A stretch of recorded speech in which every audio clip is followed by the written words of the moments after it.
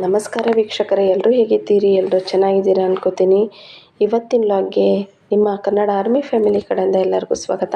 ನೀವಿಲ್ಲಿ ನೋಡ್ತಾ ಇರೋದು ಇವತ್ತು ನವದುರ್ಗೆಯರ 5ನೇ ಅವತಾರ ಸ್ಕಂದ ಮಾತೆಯ ಬಗ್ಗೆ ಒಂದಷ್ಟು ವಿವರಣೆ. ನಾಳೆ ಸೋಮವಾರ ನವರಾತ್ರಿಯ 5ನೇ ದಿವಸ. 5ನೇ ದಿವಸ ನಾವು ತಾಯಿ ಸ್ಕಂದ ಮಾತೆಯನ್ನು ಭಕ್ತಿ ಶ್ರದ್ಧೆಗಳಿಂದ ಪೂಜಿಸಿಕೊಳ್ಳುತ್ತೇವೆ.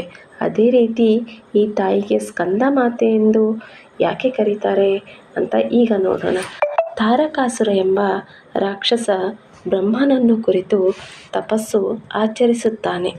ಅವನ ಕಠಿಣ ತಪಸ್ಸಿಗೆ ಮೆಚ್ಚಿದ ಬ್ರಹ್ಮದೇವನು ಪ್ರತ್ಯಕ್ಷನಾಗಿ ಯಾವ ವರವನ್ನು ಬೇಕು ಎಂದು ಕೇಳಿದಾಗ, ಆಗ ಒಂದು ಕ್ಷಣ ಯೋಚಿಸಿ ತಾರಕಾಸುರನು ಬ್ರಹ್ಮದೇವನ ಹತ್ತಿರ ತಾರಕಾಸುರನು ಅಮರತ್ವದ ವರವನ್ನು ಕೇಳುತ್ತಾನೆ.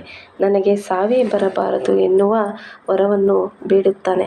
ಆಗ ಬ್ರಹ್ಮದೇವನು ಅಮರತ್ವದ ವರವನ್ನು ಕೊಡಲು ಸಾಧ್ಯವಿಲ್ಲ, ಆದರೆ ಅದರ ಬದಲು ಬೇರೆ ಯಾವುದಾದರೂ ವರವನ್ನು ಕೇಳು ಎಂದು ಬ್ರಹ್ಮದೇವನು ಹೇಳಿದನು.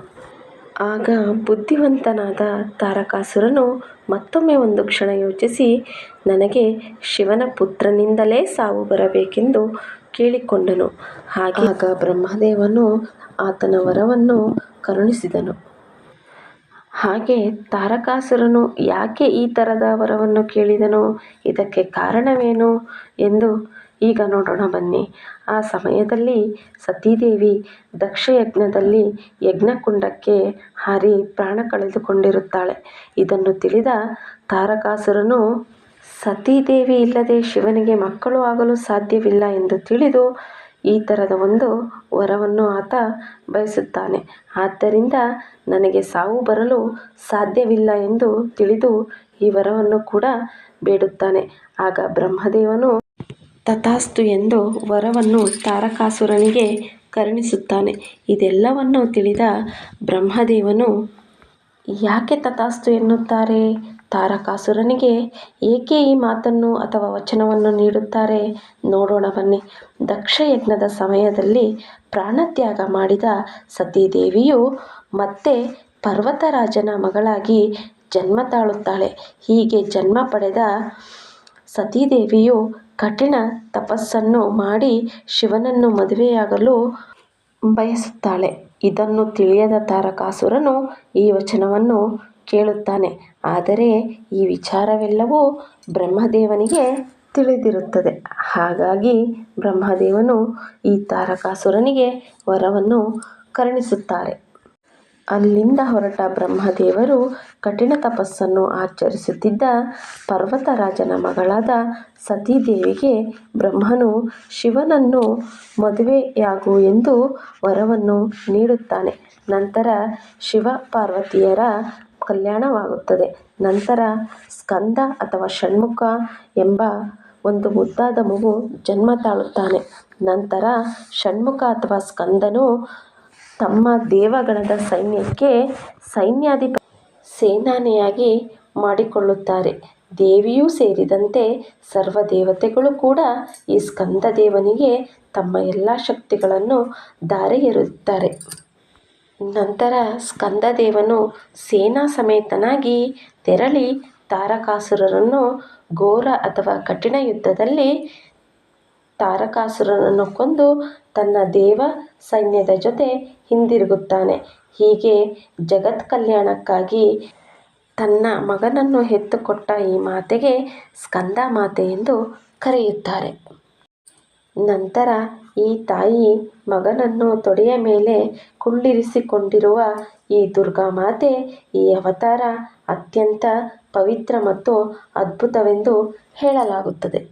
ಈ ಅವತಾರದಲ್ಲಿ ತಾಯಿಯು ಸಂತೋಷದಿಂದ ಹಾಗೂ ಹಿತಕರವಾದ ಭಾವನೆಯಿಂದ ಕಾಣಿಸಿಕೊಳ್ಳುತ್ತಾಳೆ.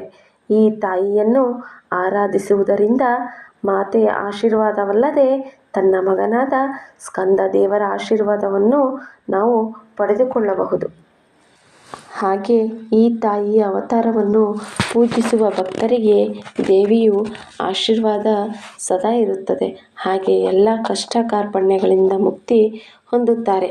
ಈ ತಾಯಿಯ ಕೃಪೆಗೆ ಪಾತ್ರರಾಗುತ್ತಾರೆ. ಈ ತಾಯಿಯು ಬುಧ ಗ್ರಹದ ಅಧಿಪತಿ ಆಗಿರುತ್ತಾಳೆ.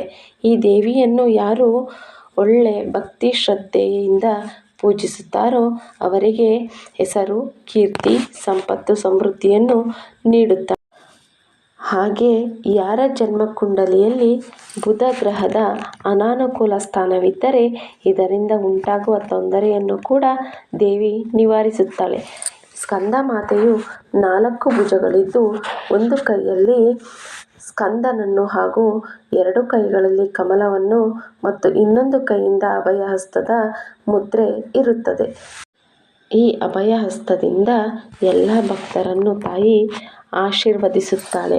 ಈ ತಾಯಿಯ ಶರೀರ ಬಣ್ಣವು ಬೆಳ್ಳಗೆ ಇದ್ದು ಕಮಲದ ಆಸನದಲ್ಲಿ ಕುಳಿತಿರುತ್ತಾಳೆ. ಈ ಕಾರಣಕ್ಕಾಗಿ ಈ ತಾಯಿಯನ್ನು ಪದ್ಮಾಸನ ದೇವಿ ಎಂದು ಕರೆಯುತ್ತಾರೆ. ಸಿಂಹವು ಸ್ಕಂದ ಮಾತೆಯ ವಾಹನವಾಗಿದೆ. ಹಾಗಾದರೆ ಈ ತಾಯಿಯ ಪೂಜಾ ವಿಧಾನ ಹೇಗೆ? ಈ ತಾಯಿಗೆ ಯಾವ ಬಣ್ಣ ಇಷ್ಟ? ಈ ತಾಯಿಗೆ ಯಾವ ನೈವೇದ್ಯವಿಡುವುದು ಎಂದು ಈಗ ನೋಡೋಣ. ಸ್ಕಂದ ಮಾತಾ ತಾಯಿಗೆ ಬಿಳಿ ಬಣ್ಣದ ವಸ್ತ್ರ ಎಂದರೆ ತುಂಬ ಇಷ್ಟ.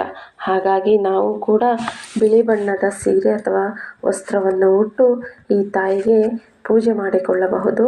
ನೈವೇದ್ಯ ಯಾವುದಪ್ಪ ಅಂದರೆ ಬಾಳೆಹಣ್ಣಿನ ರಸಾಯನ ಈ ತಾಯಿಗೆ ಅಚ್ಚುಮೆಚ್ಚು. ಹಾಗೆ ಹಳದಿ ಪುಷ್ಪ ಎಂದರೆ ಈ ತಾಯಿಗೆ ತುಂಬ ಪ್ರಿಯವಾದದ್ದು. ಅದರಲ್ಲೂ ಸೇವಂತಿಗೆ ಹೂವು ಎಂದರೆ ಈ ತಾಯಿಗೆ ಪಂಚಪ್ರಾಣ.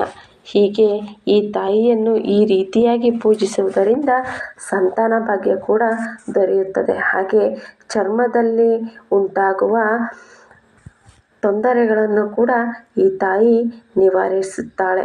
ಹೀಗೆ ಈ ತಾಯಿಯ ಪೂಜೆಯನ್ನು ಮಾಡಿ ನಾವು ಕೂಡ ಈ ತಾಯಿಯ ಕೃಪೆಗೆ ಪಾತ್ರರಾಗೋಣ ಎಂದು ಹೇಳುತ್ತಾ ಇವತ್ತಿನ ವಿಡಿಯೋವನ್ನು ನಾನು ಮುಗಿಸ್ತಾ ಇದ್ದೀನಿ.